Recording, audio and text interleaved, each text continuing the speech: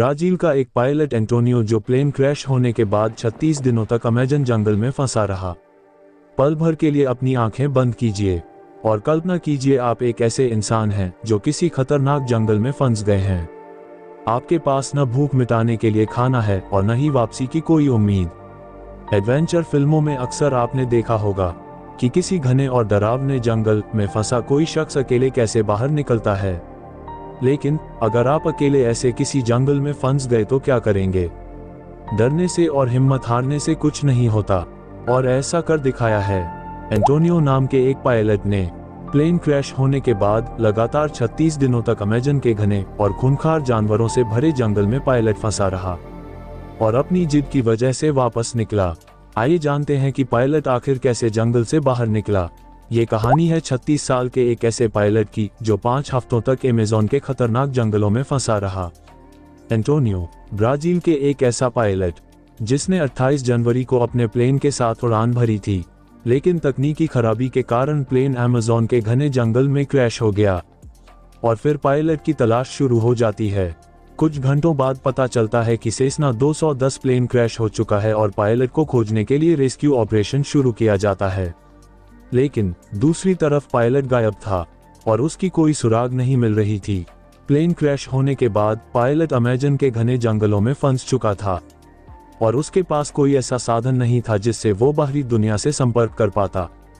और भूखा प्यासा पायलट हिम्मत हारता तो सीधे मौत के मुंह में जाता। मगर पायलट एंटोनियो ने हिम्मत नहीं हारी और उसने अमेजन के घने जंगल से निकलने के लिए रास्ता खोजना शुरू कर दिया। वक्त बीतने लगा और पायलट को लगने लगा कि उसे मरा हुआ मानकर अब रेस्क्यू अभियान भी बंद किया जा चुका होगा। लिहाजा पायलट के सामने अकेले किसी भी तरह जिंदा बचने की चुनौती थी।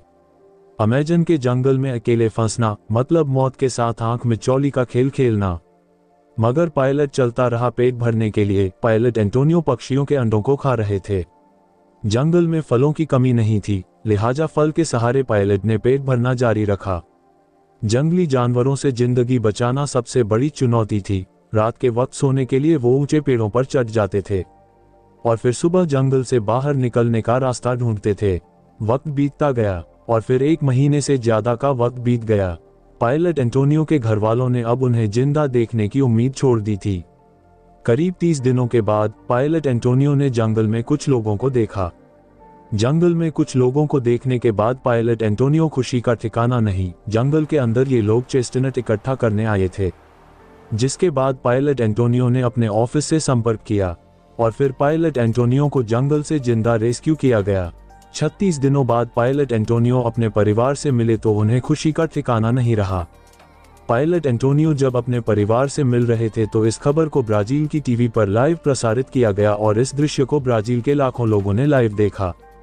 परिवार से मिलने के बाद पायलट एंटोनियो को अस्पताल में इलाज के लिए भर्ती कराया गया। उनकी स्थिति काफी खराब हो चुकी थी और वो बुरी तरह से कमजोर हो चुके थे।